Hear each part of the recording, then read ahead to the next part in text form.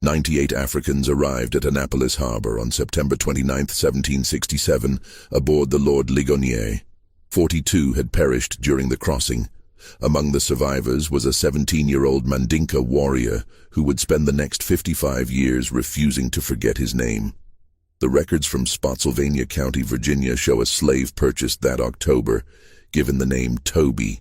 But what those records don't show, what plantation ledgers deliberately omitted, and what family Bibles refused to acknowledge, was the systematic campaign to erase not just a man's identity, but the living memory of an entire culture.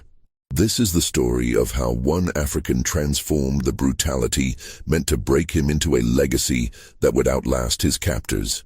What you're about to hear has been obscured by 2 centuries of silence, and the truth is far more disturbing than anything you've been told.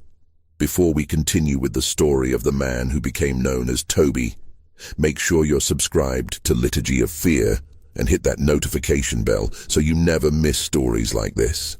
And we'd love to know. Leave a comment telling us what state or city you're listening from right now.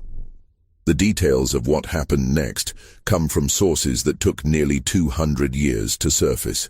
The Gambia River cut through West Africa like a wound that never healed, carrying British ships deeper into the continent than any other waterway on that coast. By 1767, the trading outpost on James Island had processed tens of thousands of captured Africans, but the demand from Virginia tobacco plantations had reached unprecedented levels. The wars between local kingdoms created opportunities for slave raiders, and the British Royal Africa Company paid premium prices for young men with warrior training. In the village of Juffureh, 2 miles from the British fort, the Kinte clan maintained their reputation as blacksmiths and holy men, despite the constant threat of raids. The Mandinka people had endured for centuries by mastering the art of appearing cooperative while maintaining their traditions in secret. They taught their children to be cautious near the river, to never venture alone into the forest, and to run at the first sight of the slatis, African slave traders who worked for European buyers. Omoro Kinte understood these dangers better than most. As a blacksmith, he'd seen the iron shackles that bound captives for transport. He'd heard the stories of villages emptied overnight, of families torn apart and sold to different ships. He taught his eldest son the traditional skills of drum making, not just as cultural preservation, but as practical knowledge. A young man who could craft instruments might be kept alive aboard a slave ship to maintain morale among the captives. The boy's name carried weight in Mandinka tradition. Kunta meant complete or whole, a name given to firstborn sons who were expected to carry on the family's legacy. At 17, he'd completed his manhood training, learned to hunt with a spear, and could recite his family's lineage back 7 generations. The village elders spoke of him as someone who would one day become a respected elder himself. On a morning in early July 1767, Kunta ventured into the forest near Juffureh to gather wood for drum making. The specific type of hardwood he needed grew 3 miles from the village, far enough to be dangerous, but close enough that many young men made the journey regularly. He carried no weapon. Mandinka warriors didn't hunt on sacred gathering grounds, and he moved with the confidence of someone who knew these paths since childhood. What Kunta didn't know was that British Colonel O'Hare's forces had arrived at James Island 3 days earlier, bringing orders for a large shipment of slaves to fill Virginia's labor shortage. The Lord Ligonier sat anchored offshore, its captain under pressure to fill the ship's capacity of 140 captives before the weather turned. The usual networks of African slave traders had been mobilized, paid bonuses for young males between 15 and 25 years old. 4 slatees had been tracking Kunta since he left the village. They were professionals, men who'd perfected the art of ambush over dozens of successful captures. They knew to strike quickly, to overwhelm their target before any sound could alert nearby villages, and to bind captives so thoroughly that resistance became impossible. The attack happened with terrifying efficiency. The first blow came from behind, a wooden club striking Kunta's shoulder and driving him to his knees. Before he could cry out, hands clamped over his mouth while others pinned his arms. They moved with practiced coordination, binding his wrists with rope and wrapping cloth around his head to blindfold and gag him simultaneously. Within 90 seconds, Kunta went from free man to merchandise. The slatees dragged him 3 miles to a holding area near the river, where 24 other captives sat chained in a temporary enclosure. Some were from Juffureh's neighboring villages. Others had been captured weeks earlier and transported from inland regions. All showed the same signs of shock and terror. The sudden transformation from person to property happened so quickly that the mind struggled to process it. For 3 days, Kunta remained in that holding pen while the slatees collected more captives. The conditions were deliberately brutal: minimal food and water, exposure to the sun during the day and cold at night, and the constant presence of guards who beat anyone who made excessive noise. The psychological impact was as calculated as the physical abuse. These men wanted captives who understood that resistance meant suffering, that cooperation was the only path to survival. When the Lord Ligonier's crew came to collect their cargo, they brought a British ship's surgeon named Dr. Thompson. His job was to inspect each captive for disease, injury, or defects that might reduce their value. The examination was methodical and dehumanizing, checking teeth, feeling muscles, examining bodies with the same attention a farmer might give to livestock. Of the 32 captives presented, he rejected 7 as unsuitable. Kunta passed the inspection. At 17 years old, he was exactly what Virginia tobacco plantations needed: young, strong, and trained in physical labor from years of blacksmith work. The British paid the slatees in rum, textiles, and iron bars, standard currency for the slave trade. Kunta became property of Captain Thomas Davies, recorded in the ship's manifest simply as male, approximately 17 years, Mandinka origin. The journey from shore to ship happened in small boats that carried 10 captives at a time. British sailors handled this transfer with practiced efficiency, knowing that this moment, when captives first saw the massive ship that would carry them across the ocean, often triggered desperate escape attempts. They kept everyone shackled and moved quickly. Kunta's first sight of the Lord Ligonier revealed the scale of what was happening.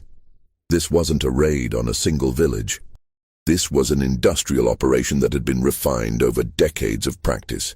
The ship was designed specifically for human cargo, with multiple decks modified to hold as many bodies as possible in the smallest space. Other captives were already aboard, their faces visible through the cargo hold's small openings. The British crew herded the new captives below deck, where they encountered conditions that defied human comprehension. The slave deck measured approximately 5 feet high, forcing everyone to crouch or lie down. The space allocated for each person was roughly 16 inches wide and 6 feet long, barely enough room to lie flat. The heat was suffocating, the air thick with sweat and fear. Wooden platforms divided the space into 2 levels, effectively doubling the number of captives that could be packed into each section. The crew chained captives together in pairs, right ankle to left ankle, making independent movement impossible. Additional chains ran along the walls, attaching to the ankle shackles and preventing anyone from reaching the stairs. The psychological impact of these restraints went beyond physical imprisonment. They made it clear that individual survival depended on the cooperation of whoever you were chained to. Kunta found himself shackled to a man named Fanta, captured from a village 50 miles inland. Neither spoke the other's dialect fluently, but they shared enough common Mandinka roots to communicate basic needs. Fanta had been imprisoned for 2 weeks and understood the ship's routines: when food came, how to position your body to avoid the worst cramps, which British sailors were most likely to inflict random beatings. The Lord Ligonier remained at anchor for another week, while Captain Davies negotiated with coastal traders for additional captives. During this time, conditions below deck deteriorated rapidly. The British provided food once per day, a mixture of beans, yams, and occasionally fish, served in communal buckets that 10 people shared. Water came twice daily in small rations that left everyone in a state of chronic thirst. The waste buckets quickly overflowed, and the crew's response was to hose down the deck once every 3 days, treating the captives like livestock. Disease spread with terrifying speed in these conditions. Dysentery appeared within days, causing severe dehydration and weakness. A fever swept through one section of the hold, killing 4 men in the first week. The ship's surgeon examined the sick, but made no attempt to treat them. His job was to assess whether they might recover enough to be sellable, not to provide actual medical care. On July 5, 1767, the Lord Ligonier departed Africa with 140 captives chained below deck.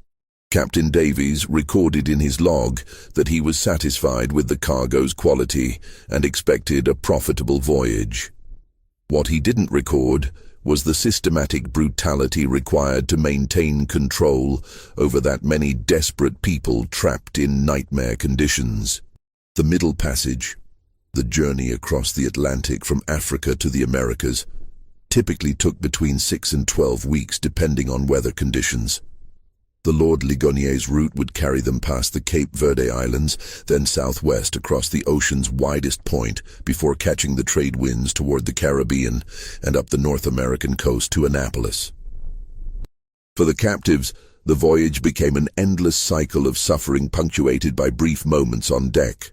British policy required bringing slaves topside once per day for exercise, 30 minutes of forced movement while still shackled, ostensibly to prevent muscle atrophy but really to reduce the death rate enough to protect profits. These moments provided the first opportunity for captives to communicate across language barriers and recognize the scale of their collective situation.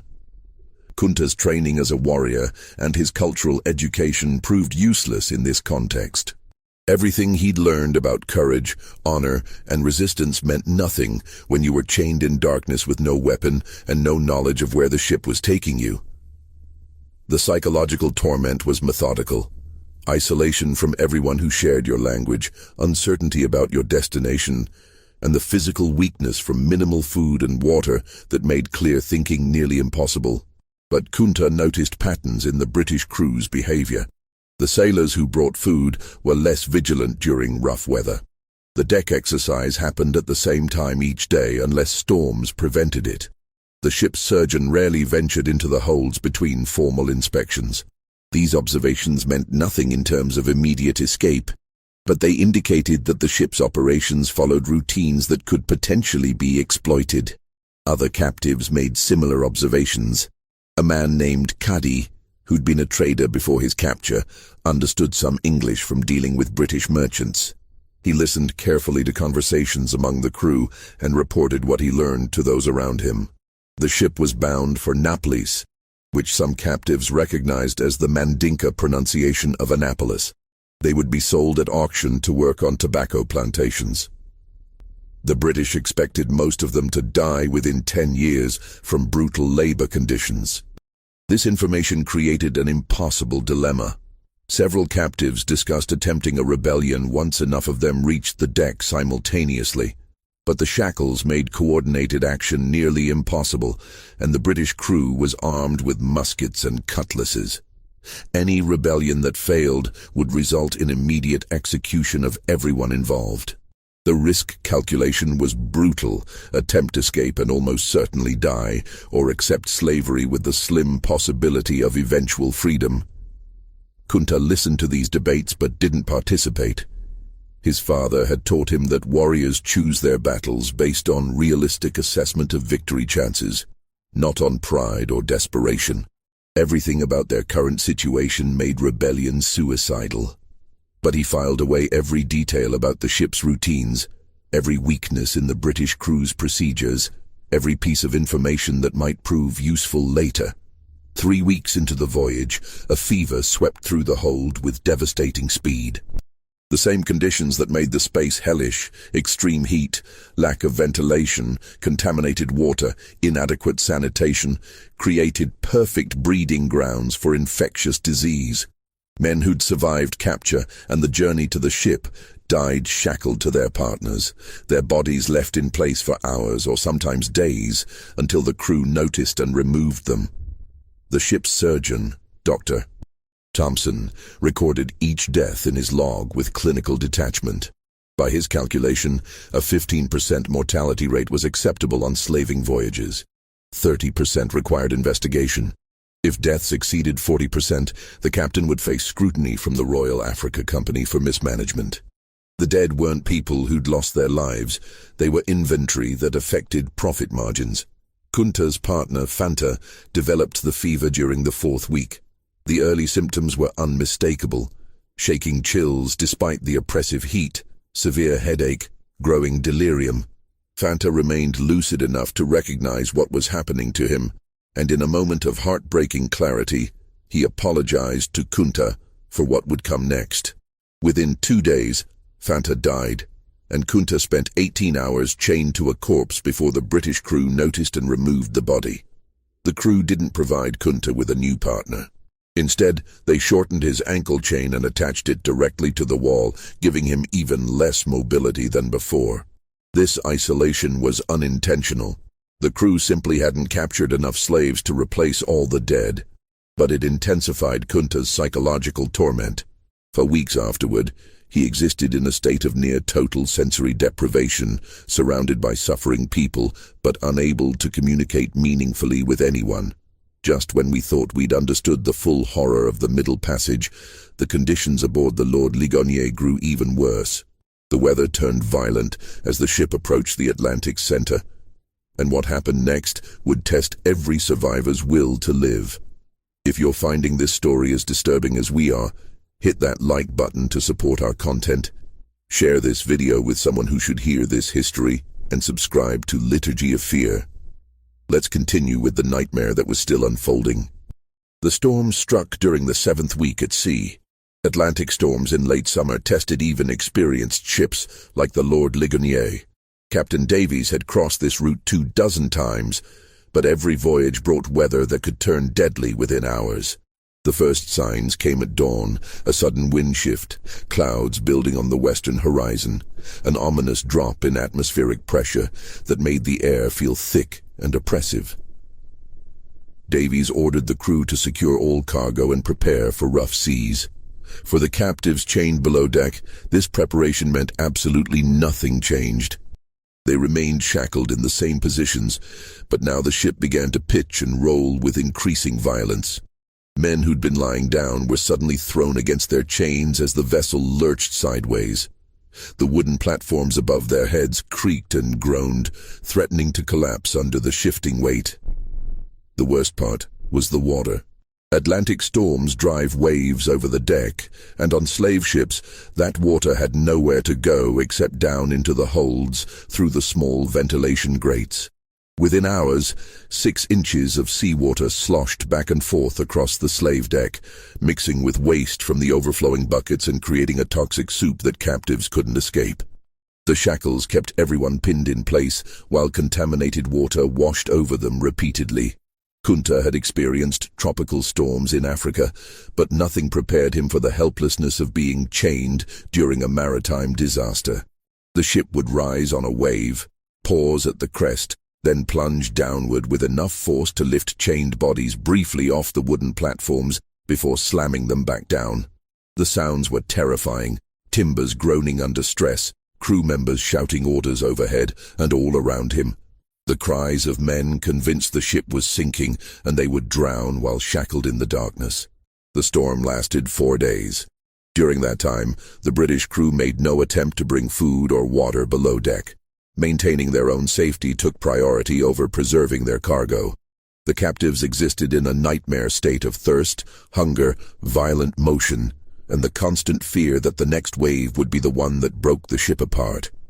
Several men lost their minds during those 4 days, screaming continuously until their voices gave out, then continuing to scream silently with mouths open and eyes showing nothing but terror. When the weather finally cleared, Dr. Thompson descended into the holds to assess the damage. 18 more captives had died, some from injuries sustained during the violent motion, others from drinking the contaminated water out of desperate thirst, and a few from what appeared to be purely psychological collapse. The surgeon ordered the bodies removed and thrown overboard, then had the crew hose down the slave deck without bothering to move the survivors first. The Lord Ligonier's journey illustrated the precise calculations of the transatlantic slave trade. Captain Davies had departed Africa with 140 captives.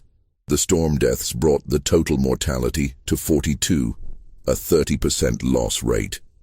This was higher than Davies preferred, but still within acceptable bounds for a voyage that encountered severe weather. The Royal Africa Company would calculate profits based on the 98 survivors, minus the operational costs of the voyage, and determine whether Captain Davies deserved a bonus or censure. For Kunta and the other survivors, the storm's end brought no relief. The reduced number of captives meant even less incentive for the crew to maintain basic hygiene in the holds. The bodies had been removed, but the contamination remained. Disease continued to spread, now complicated by infections from the injuries people had sustained during the violent motion. The ship's surgeon provided no treatment. His job was to monitor whether slaves would survive long enough to be sold, not to actually heal them. During the 9th week at sea, something shifted in Kunta's consciousness. The psychological weight of sustained trauma, isolation, and helplessness had been gradually eroding his sense of self. He'd watched men lose their minds, seen death become so commonplace that bodies being removed no longer triggered emotional responses, and felt his own identity begin to fragment under the relentless assault on his humanity. But there was one thing his captors hadn't been able to take: his name. In Mandinka culture, names carried power. They connected you to your ancestors, defined your place in the community, and represented your essential identity. Kunta meant whole or complete, and his father had chosen it specifically to indicate that this child would grow to fulfill his destiny.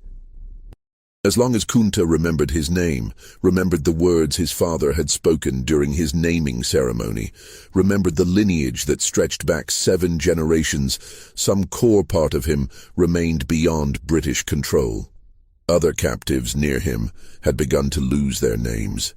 Under the sustained trauma of the Middle Passage, memories became unreliable. Men who'd boarded the ship knowing exactly who they were found themselves struggling to recall basic details about their previous lives. Languages blurred together. Cultural practices that had seemed eternal in Africa began to feel like half-remembered dreams. The British didn't need to actively erase these identities. The conditions they created did that work automatically. Kunta began a private ritual that would sustain him through the remaining weeks of the voyage. Each morning during the brief exercise period on deck, he would silently recite his full lineage. I am Kunta Kinte, son of Omoro Kinte, grandson of Kairaba Kunta Kinte, the holy man of the Kinte clan of Juffureh.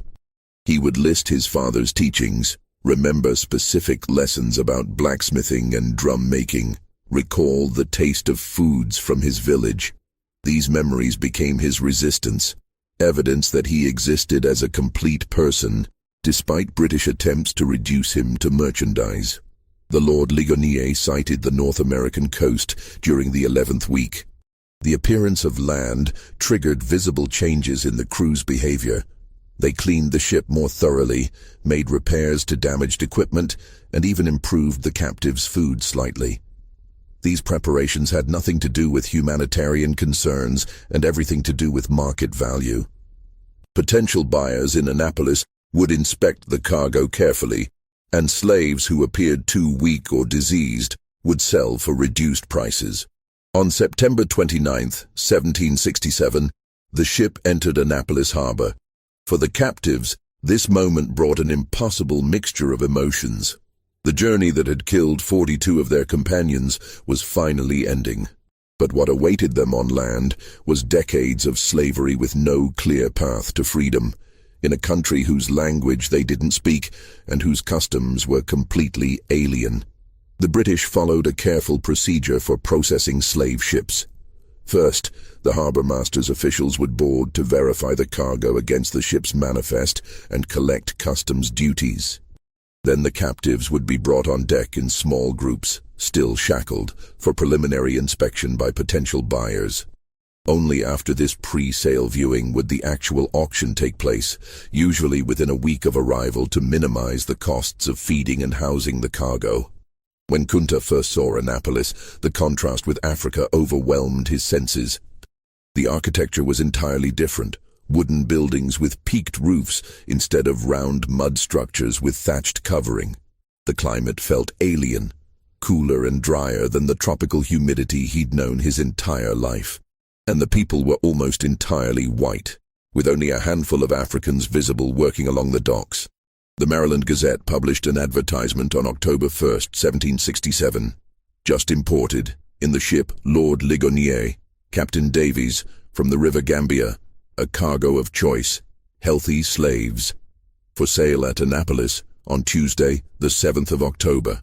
That phrase, choice, healthy slaves, represented the culmination of a commercial process that had transformed human beings into agricultural equipment. The 42 dead weren't mentioned in the advertisement. The trauma experienced by the survivors was irrelevant. What mattered to the Maryland tobacco planters was that 98 Africans were now available for purchase, ready to labor in conditions that would likely kill them within a decade. The auction itself happened at a tavern near the Annapolis docks. Potential buyers arrived to inspect the merchandise, examining teeth, checking for signs of disease, assessing physical strength. Some asked the ship's surgeon about the captives' origins, believing that certain African peoples made better workers than others. The surgeon described Kunta's group as Mandinka, generally considered suitable for agricultural labor and less prone to attempted escape than some other groups. This assessment was catastrophically wrong, but white colonists' understanding of African societies was so shallow that they treated all captured peoples as essentially interchangeable. John Waller arrived at the auction representing his family's tobacco plantation in Spotsylvania County, Virginia. The Wallers were a prominent family. John's grandfather had been a wealthy landowner, and the family maintained multiple properties worked by dozens of enslaved people. John needed several young male slaves to replace workers who'd recently died from disease or work-related injuries, and he'd brought sufficient funds to purchase 3 or 4 captives. When John examined Kunta, he saw exactly what he needed: a teenage male with visible physical strength, no obvious diseases, and the kind of compact build that suggested capability for sustained physical labor. The fact that Kunta met his eyes directly, a sign of defiance that more experienced slaveholders would have recognized, John interpreted as evidence of intelligence rather than resistance. The bidding was brief. Other planters were interested, but John offered a competitive price quickly and secured the purchase. The transaction was recorded in standard commercial terms. 1 Negro male, approximately 17 years old, paid in full, transferred to John Waller of Spotsylvania County. Kunta had been property of the British Crown while aboard ship. Now he was private property, with John Waller holding the same legal rights over him as over any other farm equipment. The journey from Annapolis to Spotsylvania County took 3 days by wagon. John transported his new purchases in the cargo bed, still shackled, with minimal food and water. This wasn't deliberate cruelty. It was standard practice, based on the widespread belief that slaves needed to understand their inferior status from the first moment. The 3-day journey provided John with opportunities to communicate basic commands in English, teaching the captives words like work, stop, food, and sleep. Kunta understood nothing. The English language bore no relationship to Mandinka or any other African language he'd encountered. The sounds seemed harsh and angular, lacking the tonal qualities that made Mandinka. Words carry multiple meanings depending on pronunciation. Without any shared linguistic foundation, communication happened entirely through gesture and repetition, with violence as the primary teaching tool for compliance. The Waller plantation occupied several hundred acres along the Rappahannock River. Tobacco was the primary crop, supplemented by corn and vegetables grown for local consumption. The labor force consisted of approximately 30 enslaved people, mostly African-born, with a few second-generation slaves who'd been born on the plantation. A white overseer named Connolly managed daily operations under John Waller's general supervision, and Connolly's approach to management relied heavily on intimidation and selective violence to maintain control. When Kunta arrived at the plantation, the enslaved community watched with the wary assessment of people who understood that new arrivals changed the social dynamics. Would these Africans be cooperative or defiant? Did they speak any common language with the existing workers? Were they skilled in any crafts that might earn them lighter work assignments? Or would they become field hands, subject to the most brutal labor? John Waller's first order of business was renaming his new property. In his ledger he recorded, "Negro male purchased Annapolis October 1767, given the name Toby." This renaming wasn't arbitrary. It was a deliberate step in the process of transforming a person into a slave.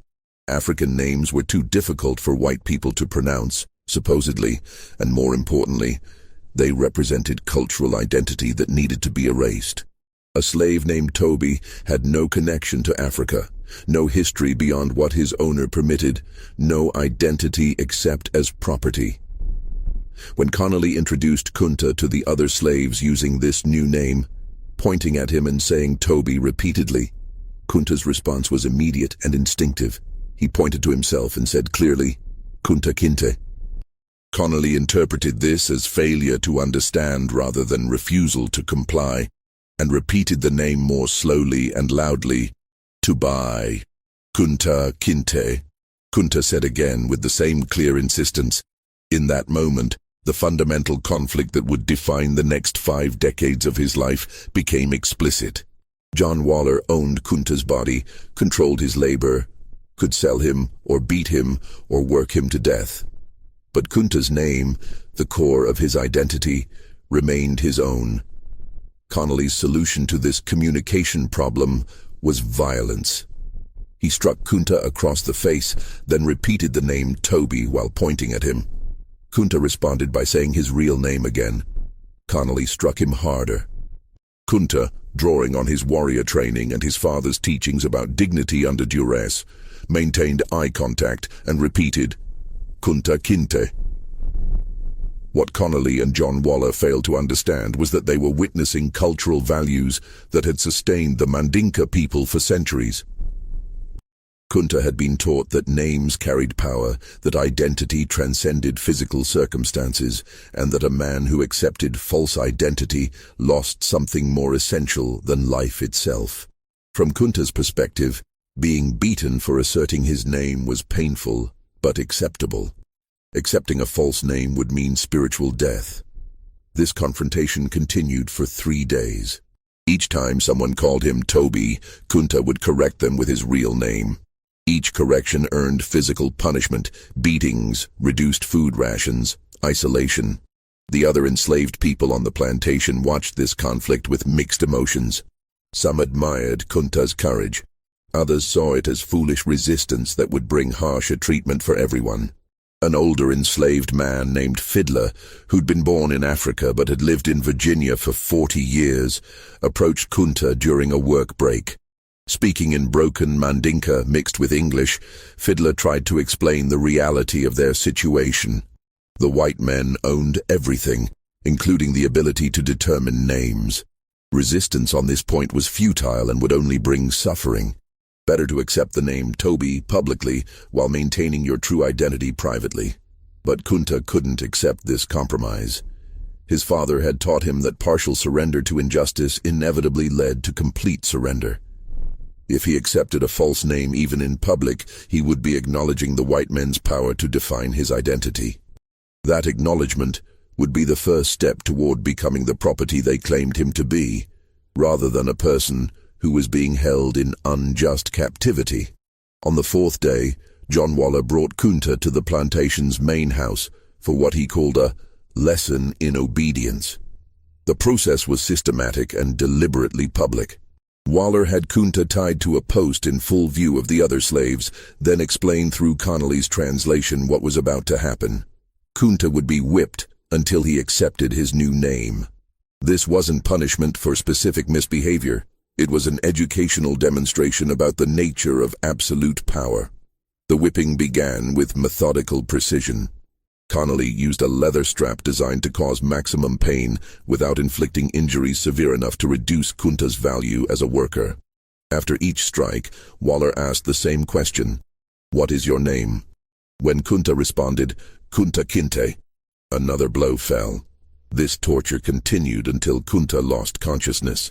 When he revived hours later, chained in the quarters where enslaved people were housed, he found himself surrounded by other Africans who'd been watching the entire demonstration.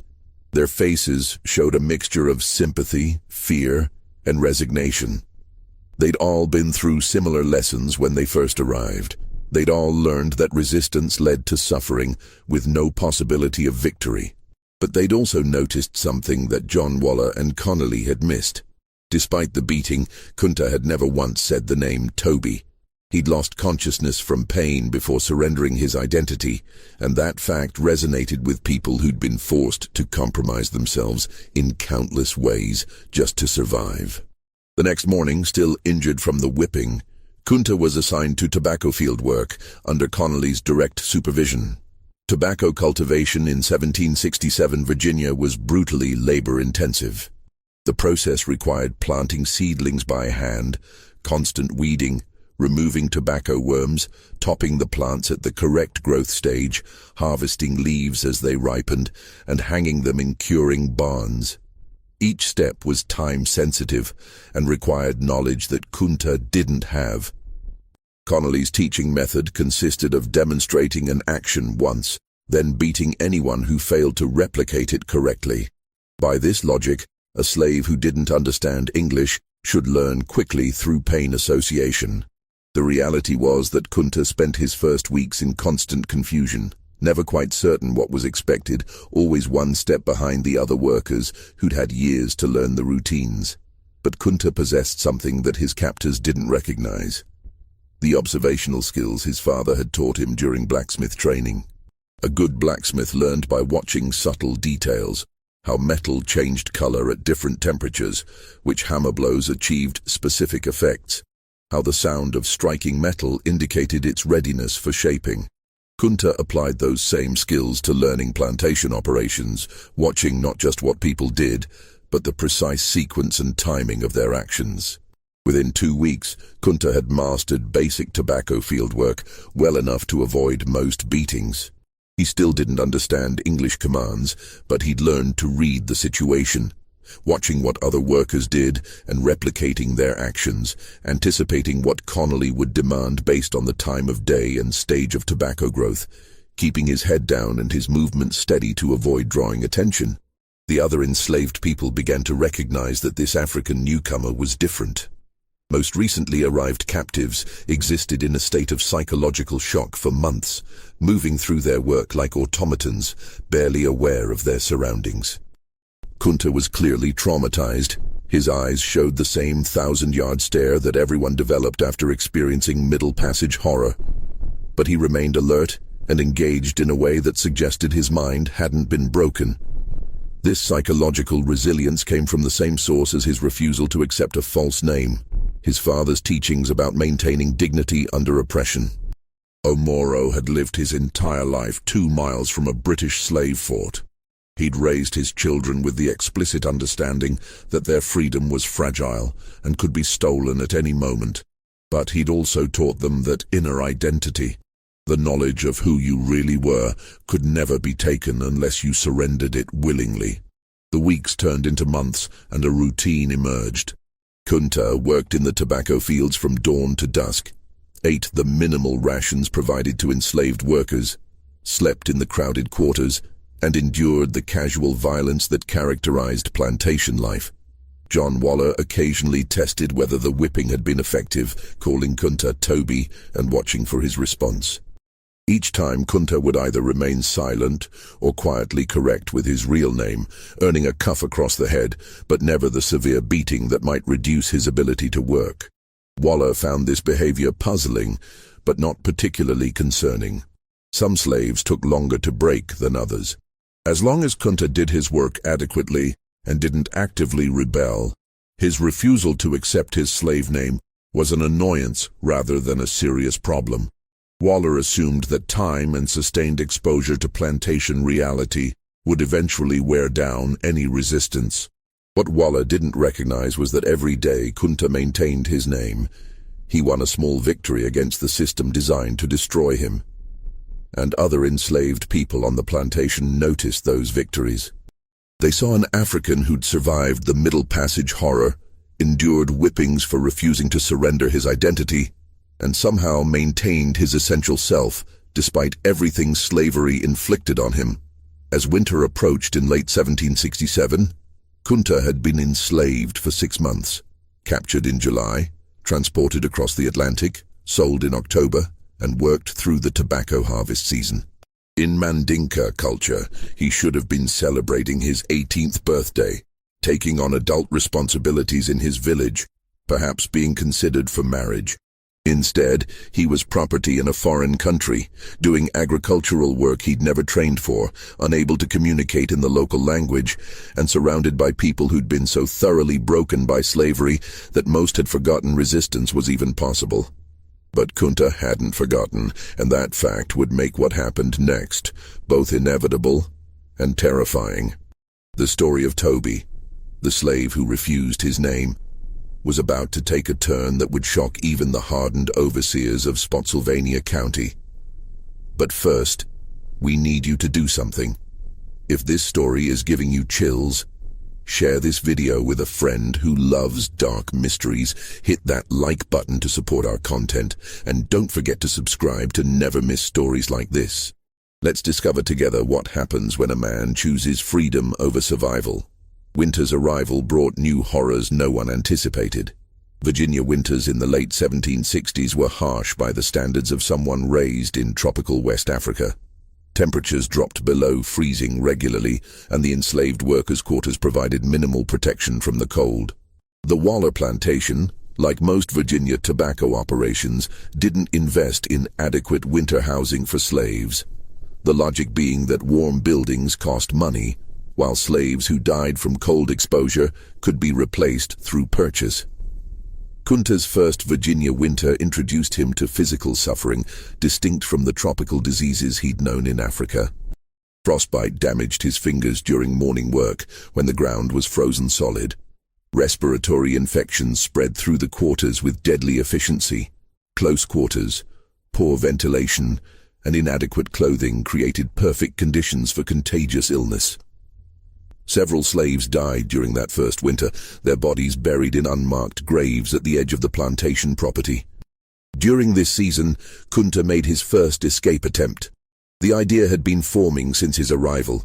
Every day at the plantation reinforced his understanding that this situation was temporary, not because anyone would free him, but because death from overwork, disease, or punishment would eventually end his suffering. The only question was whether he would die as property or die while attempting to reclaim freedom. Kunta's knowledge of North American geography was essentially non-zero. He understood that he'd been transported across a large body of water, which meant Africa lay in some direction across the ocean. He'd observed that the sun rose and set in patterns similar to Africa, suggesting similar latitude. But beyond these basic observations, he had no map, no knowledge of distances, no understanding of the landscape he'd need to cross.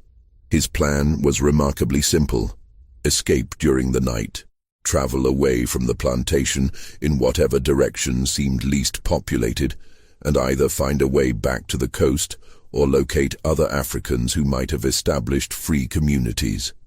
This plan had virtually no chance of success, but Kunta understood that success wasn't the only measure of meaningful action.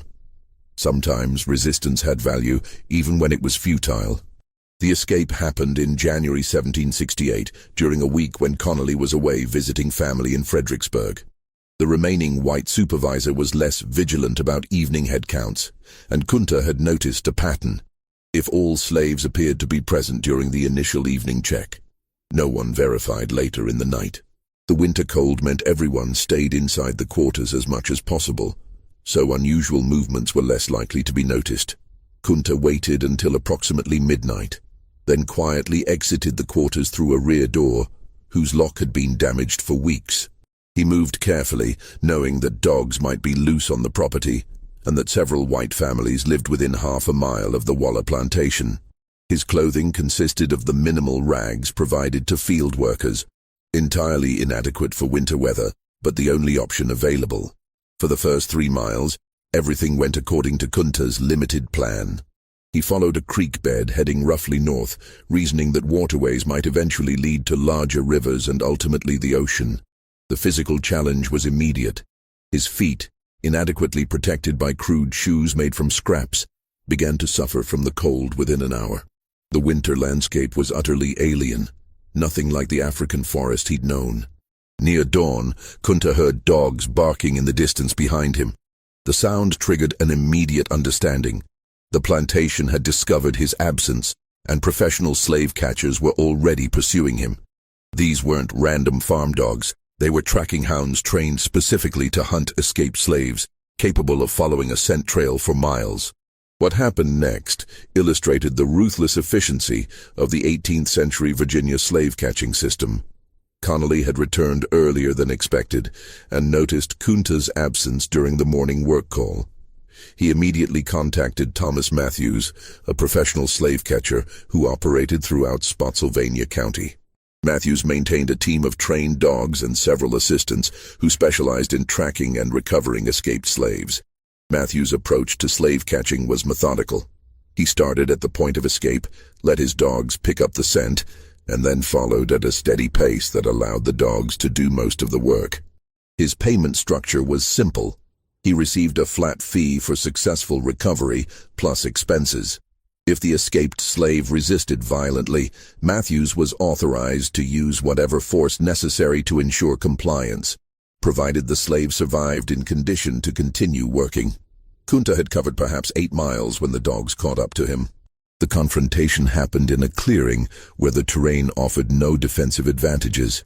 Matthews' assistants surrounded him, while the dogs created a barrier that made escape impossible.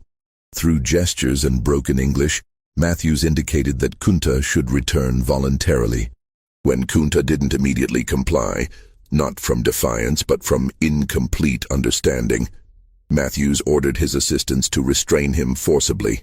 They bound Kunta's hands and attached a rope around his neck, then began the 8-mile walk back to the Walla plantation. Matthews followed his standard practice of parading captured slaves along main roads during daylight hours. This public display served multiple purposes. It reminded enslaved people throughout the county that escape was futile. It advertised Matthews' services to plantation owners, and it reinforced white communities' sense of control over the black population. When they arrived at the Waller plantation, Connolly and John Waller were waiting. The next hours would be recorded in detail in the memories of every enslaved person who witnessed what happened. Not because it was unusual for slave catchers to punish captured runaways, but because of what Kunta's response revealed about the limits of human endurance. John Waller had Kunta tied to the same post where he'd been whipped for refusing his slave name. But this punishment served a different purpose. The name whipping had been about establishing authority. This beating was about terror, creating an example so brutal that no other slave would consider escape. Connolly administered the whipping with professional efficiency, striking Kunta's back in patterns designed to maximize pain without causing life-threatening injuries. Between each set of strikes, Waller asked variations of the same question, "Will you run again?" The expected response was immediate denial and begging for mercy. The reality was that Kunta, drawing on reserves of strength that defied rational explanation, remained largely silent throughout the beating. This silence disturbed Waller more than screaming would have. A slave who screamed and begged showed he understood his powerlessness and could be broken. A slave who endured torture silently possessed some inner resistance that whipping couldn't reach. After 30 strikes, enough to leave Kunta's back a mass of bleeding wounds, Waller stopped the beating and ordered Kunta to be confined in a storage shed for a week with minimal food and water. The week in isolation gave Kunta time to assess the consequences of his escape attempt. The physical pain was severe but manageable. He'd experienced similar injuries during warrior training in Africa, and the human body's capacity to tolerate pain was greater than most people realized. What concerned him more was the strategic failure of his escape. 8 miles in 12 hours was pathetically inadequate. The tracking dogs had found him easily, and he'd learned nothing about the geography between the plantation and potential freedom. But the escape had also revealed something important about the plantation system. It relied on terror and surveillance rather than physical barriers. There were no walls around the Waller property, no guards posted at the boundaries. The prison was psychological, the slaves' knowledge that escape meant being hunted by dogs and returned for brutal punishment. Kunta began to consider whether future escape attempts needed different planning. Rather than fleeing immediately without preparation, perhaps he needed to learn English, gather information about the landscape, identify potential allies, and wait for the right moment. This calculation required patience that his warrior training hadn't developed, but it also acknowledged the reality that impulsive escape attempts accomplished nothing except demonstrating defiance. When Kunta returned to fieldwork after his week of confinement, the other enslaved people treated him with a mixture of respect and concern. No one discussed the escape attempt directly. Talking about resistance near white people was suicidally dangerous. But Kunta noticed subtle changes in how people interacted with him. Fiddler began teaching him English more actively, providing vocabulary that might prove useful for survival. Other workers shared small amounts of their food rations, recognizing that Kunta was being systematically underfed as continued punishment. These small gestures of solidarity created bonds that John Waller and Connolly never recognized. From the white perspective, the plantation's enslaved population consisted of separate individuals competing for slightly better treatment. The reality was that trauma and oppression created powerful connections among people who understood that survival required cooperation. As spring arrived in 1768, Kunta had been enslaved for 10 months. His English had improved enough to understand basic commands and communicate simple ideas. He'd learned the tobacco cultivation cycle well enough to avoid most beatings, and he'd begun to recognize that the Waller plantation existed within a larger system of slavery that extended throughout Virginia and beyond. This understanding came primarily from conversations with Fiddler, who'd lived in Virginia long enough to develop a comprehensive picture of colonial slavery's scope. There were hundreds of plantations in Spotsylvania County alone. Thousands more spread throughout Virginia. The entire regional economy depended on enslaved labor: tobacco, corn, wheat, livestock. White Virginians had created a society where enslaved Africans outnumbered white colonists in many counties. Yet they maintained control through systematic terror and the legal authority to inflict unlimited violence on black bodies. Fiddler also explained something that Kunta found initially incomprehensible. There were enslaved people who'd never seen Africa, who'd been born on Virginia plantations to parents who were themselves born into slavery. These second and third generation slaves grew up speaking English, practicing Christianity, and having no direct memory of African culture. From the white perspective, these people were ideal slaves. They had no alternative cultural framework and could be more easily controlled than African-born captives. This information forced Kunta to confront a disturbing possibility. Slavery wasn't a temporary condition that would end when enough Africans rebelled or when white colonists recognized the injustice. It was a permanent system designed to reproduce itself across generations.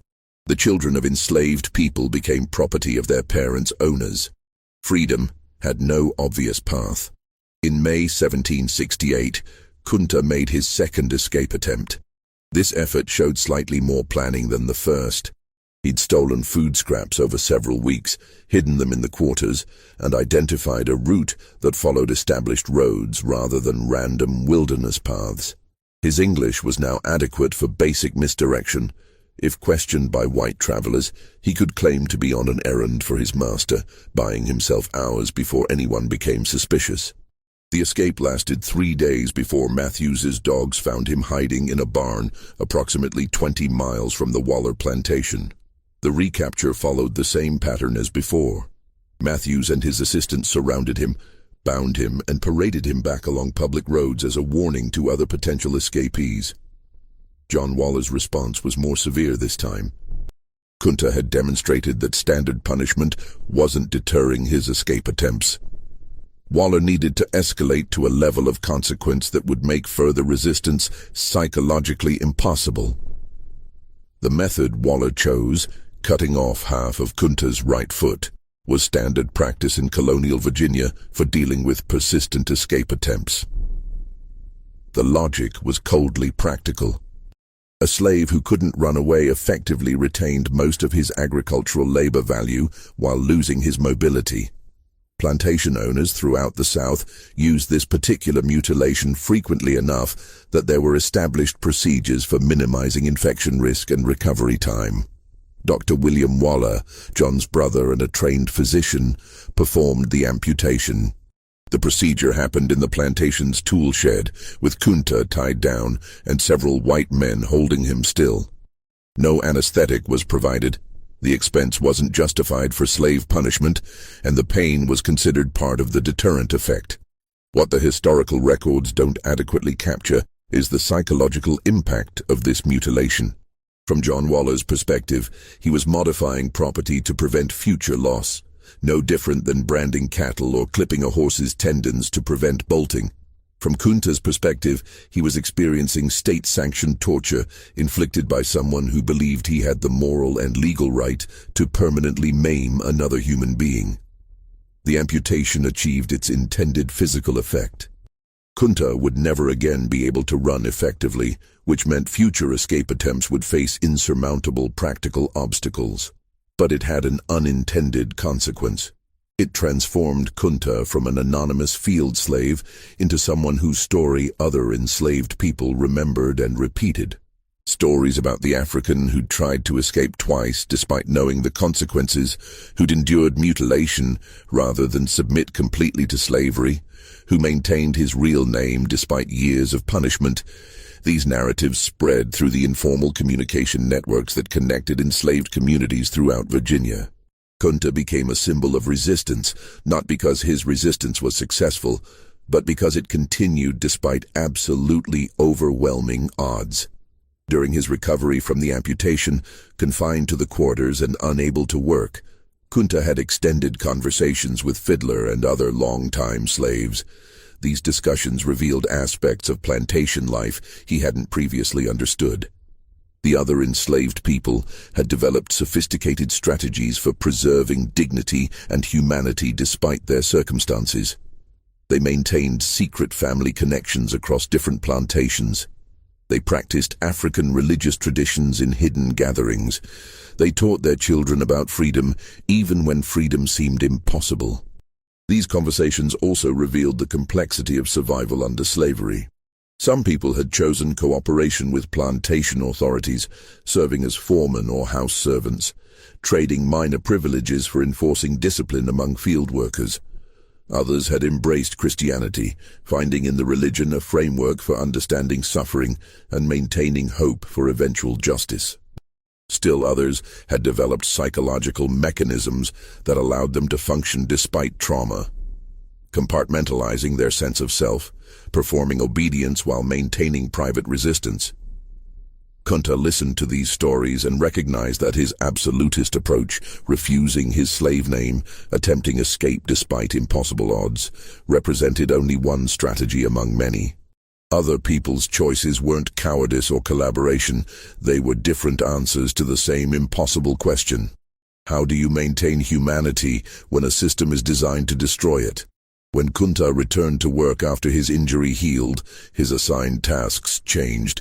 With limited mobility from the amputation, he couldn't keep up with field work that required constant movement. Instead, Dr. William Waller, who'd purchased Kunta from his brother after the amputation, assigned him to garden maintenance and eventually to driving the buggy that transported the Waller family around the county. This role change brought Kunta into closer contact with the Waller household and provided insights into white colonial society he hadn't had as a field worker. He observed the Wallers' daily routines, their social relationships with other plantation families, their religious practices, and their casual discussions about slavery, as if it were no more morally complicated than livestock management. These observations forced Kunta to confront a disturbing truth. The white people who enslaved him weren't monsters in the simple sense. They were ordinary people who'd been raised in a society that normalized absolute power over black bodies. They attended church, celebrated holidays, expressed love for their families, and genuinely believed they were moral beings, while simultaneously owning human beings and treating them as agricultural equipment. This realization didn't create sympathy. Kunta understood that normalized evil was still evil, but it clarified the magnitude of what he was fighting against. Slavery wasn't maintained by a few cruel individuals who could be removed or persuaded. It was woven into the entire social structure of colonial Virginia, supported by law, religion, economics, and cultural assumptions that most white people never questioned. As the years passed, 1769, 1770, 1771, Kunta's role on the Waller plantation became increasingly complex. He learned English fluently, which allowed him to understand the full scope of what slavery meant in Virginia. He observed the plantation's operations closely, recognizing the economic calculations that determined every aspect of enslaved life. And he began to recognize that his resistance had taken a different form than he'd originally imagined. He couldn't escape. The amputation had made that physically impossible. He couldn't fight. One man against an entire system backed by legal authority and unlimited violence had no chance. But he could maintain his identity, preserve his cultural knowledge, and pass that legacy to others. His name remained Kunta Kinte, regardless of what the Wallers called him. His identity as a Mandinka warrior remained intact, despite his enslaved status. During this period, Kunta developed a relationship with an enslaved woman named Belle, who worked as the Waller household's cook. Belle had been born in Virginia to African parents, and her life experience bridged the gap between African cultural memory and American enslavement. She spoke English as her primary language, but remembered African words her parents had taught her. She practiced a hybrid religion that combined Christianity with African spiritual traditions, and she'd developed survival strategies that balanced cooperation with the Wallers against maintaining private resistance. Their relationship grew slowly over months of conversation in the plantation kitchen, where Kunta would wait while Dr. Waller conducted business inside the house.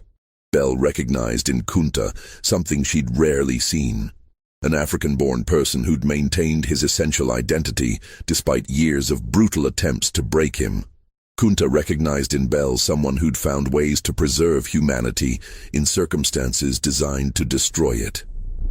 In 1772, Belle became pregnant with Kunta's child. This pregnancy represented a moment of profound significance for Kunta. In Mandinka culture, having children meant continuing your family line, passing on cultural knowledge, and ensuring that your identity would survive beyond your death. Under slavery, having children meant bringing a new person into bondage, watching your daughter or son become property, and knowing they would suffer the same trauma you'd experienced. Belle's daughter, whom Kunta insisted on naming Kizzy, a Mandinka word meaning "you stay put," was born in 1773. Kunta approached fatherhood with the same determination he'd brought to maintaining his name. He would teach Kizzy African words, tell her stories about her grandfather Kunta Kinte, and ensure she knew that her real heritage extended beyond the plantation where she was born as property. This teaching happened in secret during moments when no white people were present to observe. Kunta would hold his infant daughter and speak to her in Mandinka, describing the village of Juffureh that she would never see. He would recount his family lineage, ensuring that even if Kizzy grew up enslaved, she would know that her ancestors had been free people with culture, history, and dignity. Belle watched these interactions with mixed emotions. She understood Kunta's desire to pass on his heritage, but she also recognized the danger. If the Wallers discovered that Kunta was teaching Kizzy African culture, They might sell the child to another plantation as punishment. Belle had already lost 2 infant children to such sales, and the trauma of those losses never fully healed. The tension between preserving cultural identity and protecting children from the worst consequences of slavery would define Kizzy's childhood. Kunta wanted her to remember Africa and maintain resistance.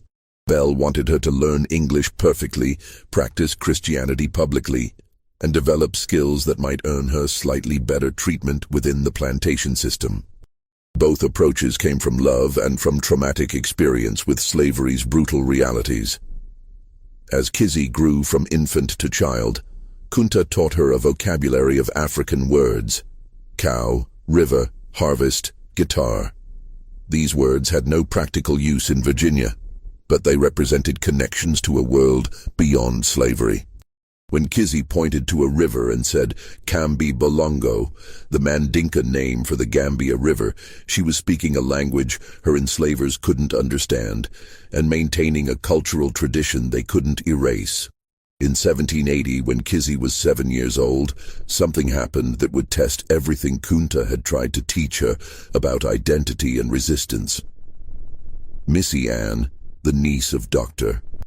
William Waller, began visiting the plantation regularly and developed a friendship with Kizzy. Missy Ann was roughly the same age as Kizzy, and in the innocent way that children sometimes can, she saw Kizzy as a playmate rather than property. This friendship created a complicated situation. Missy Ann began teaching Kizzy to read and write, skills that were illegal for enslaved people to possess in Virginia. The law prohibited slave literacy specifically because educated slaves posed a greater escape risk and might forge traveling papers. But Missy Ann, operating from a child's limited understanding of slavery's implications, simply wanted to share her knowledge with her friend. Kunta and Belle faced an impossible decision. If they forbade Kizzy from learning to read, they would protect her from potential consequences if her literacy was discovered. But they would also prevent her from gaining knowledge that might someday prove useful. If they allowed the lessons to continue secretly, they risked catastrophic punishment if the Wallers learned about it. They chose to let Kizzy learn, with stern warnings to never reveal her literacy to any white person except Missy Ann. This decision would have devastating consequences. By 1785, Kizzy had reached her teenage years. She'd grown into a young woman who embodied all the contradictions of her position.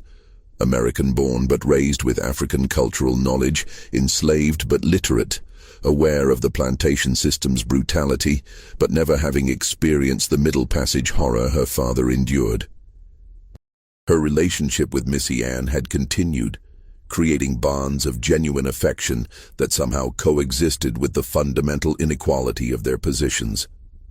During this time, a young enslaved man named Noah arrived at a neighboring plantation. Noah had been born in Virginia and was close to Kizzy's age. The two developed a relationship during church gatherings where enslaved people from multiple plantations were permitted to attend services together. This relationship, conducted under constant surveillance and with no privacy, represented the full complexity of love under slavery, genuine human connection existing within a system designed to prevent it. In 1786, Noah decided to escape. His plan was to reach Pennsylvania, which had begun gradual emancipation, and then somehow return to help Kizzy escape as well. This plan had virtually no chance of success. But Noah was young enough to believe that love could overcome systemic oppression. He asked Kizzy to write him a traveling pass, a document claiming he had permission from his master to travel for specific business purposes. Such passes were routine for enslaved people who had errands requiring travel between properties. Kizzy's secret literacy made her one of the few enslaved people capable of creating a convincing forgery. Kizzy understood the catastrophic risk. Writing a forged traveling pass wasn't just forbidden. It was a serious crime that would result in brutal punishment and likely sale to another plantation. But Noah argued that without the pass, his escape attempt had no chance, while with it, he might actually reach freedom. And Kizzy, at 16 years old and in love, made the choice to help him despite knowing the potential consequences. Noah's escape attempt failed within 2 days. Slave catchers found the forged pass in his possession and traced the handwriting to Kizzy. When Dr. William Waller learned that his enslaved cook's daughter could read and write, and had used that literacy to assist an escape attempt, his response was immediate and unforgiving. Kizzy was sold to a trader who specialized in transporting slaves to plantations in North Carolina. The sale happened within 24 hours of the discovery, specifically to prevent Belle and Kunta from attempting any intervention. One day, Kizzy was living with her parents on the Waller plantation. The next day, she was property of a stranger, being transported several hundred miles away, with no possibility of contact with her family. For Kunta and Belle, this loss represented the culmination of every nightmare slavery had threatened. They'd raised a daughter, taught her about dignity and identity, and watched her grow into a young woman capable of remarkable courage. And then the system they'd been fighting against for decades demonstrated its ultimate power. It could take their child, and they were legally powerless to stop it. Kunta's response to this loss would define the final decades of his life. He'd endured capture in Africa, survived the Middle Passage, withstood repeated beatings, maintained his identity despite constant pressure, and even accepted the amputation of his foot, rather than completely submit to slavery. But losing Kizzy to a forced sale broke something in him that previous trauma hadn't touched. The historical records show that after Kizzy's sale, Kunta became increasingly withdrawn. He continued his work as Dr. Waller's buggy driver, maintained his dignity, and never forgot his name.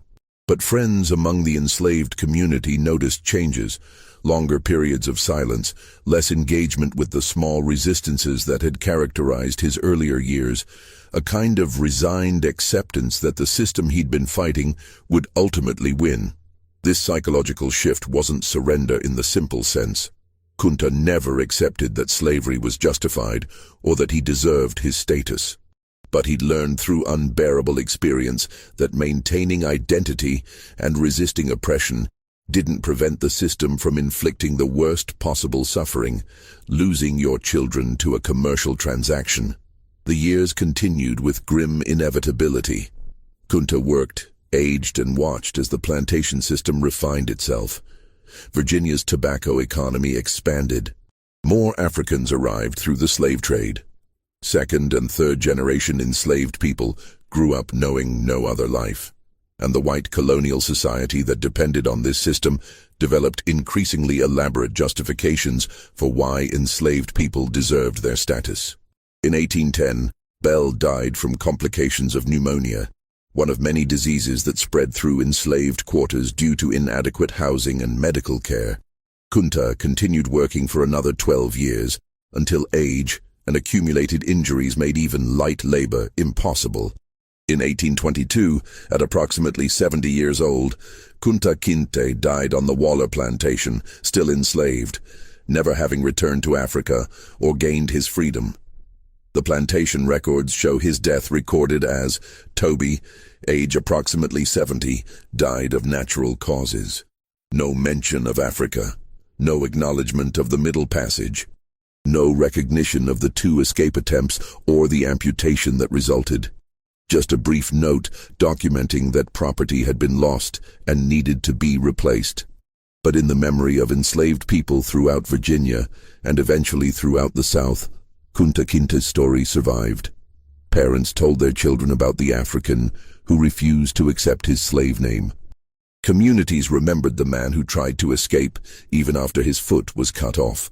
And those stories became part of a larger oral tradition that preserved African cultural memory despite slavery's systematic attempts to erase it.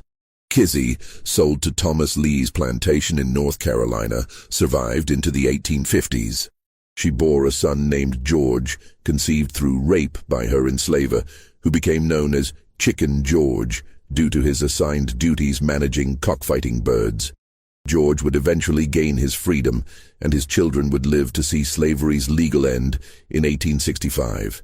Through 7 generations, Kunta Kinte's name and story were passed down through oral tradition, surviving when written records were destroyed or never created.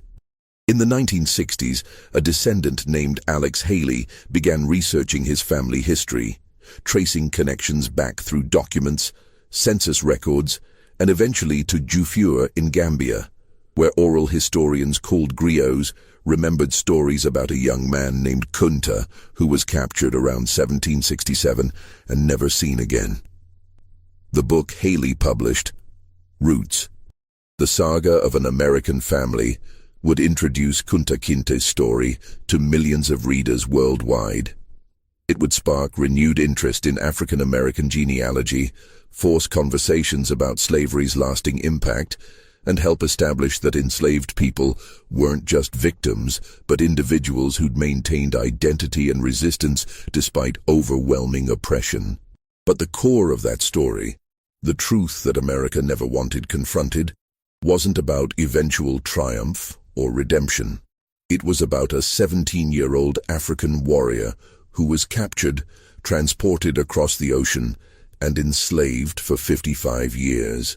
Who tried to escape twice and lost part of his foot as punishment, who taught his daughter about freedom she would never experience, who maintained his name and identity despite systematic attempts to erase both, and who ultimately died as property on the same plantation where he'd spent most of his enslaved life. The horror of Kunta Kinte's story isn't that it was exceptional, it's that it was ordinary. Hundreds of thousands of Africans experienced similar trauma during the transatlantic slave trade. Millions of enslaved people lived and died under similar conditions. The system that destroyed Kunta Kinte's freedom operated legally, with religious sanction, and with widespread support throughout colonial and early American society for nearly 3 centuries. What makes Kunta Kinte's story significant isn't that he successfully rebelled or escaped or found freedom. It's that despite everything slavery inflicted on him, he never forgot who he was. His name remained Kunta Kinte. His identity as a Mandinka warrior remained intact. And he passed that knowledge to his daughter, who passed it to her son, who passed it through generations until it reached the present day. That continuity, the preservation of identity across centuries of trauma, represents a form of resistance that slavery's architects never fully defeated. They could enslave bodies, control labor, inflict unlimited violence, and separate families through forced sales.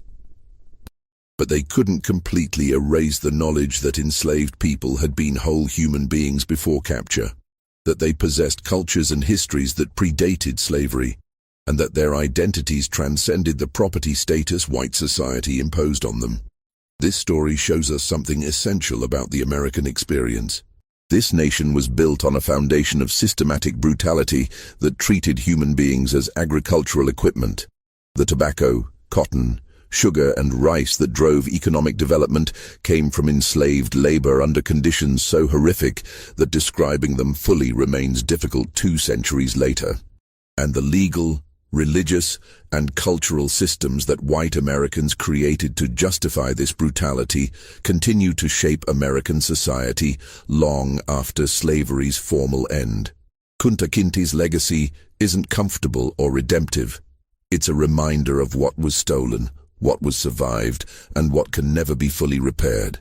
His story forces confrontation with historical truth that many would prefer to forget, that the country proclaiming all men are created equal simultaneously operated the largest slavery system in the Western Hemisphere, and that the effects of that contradiction echo through generations.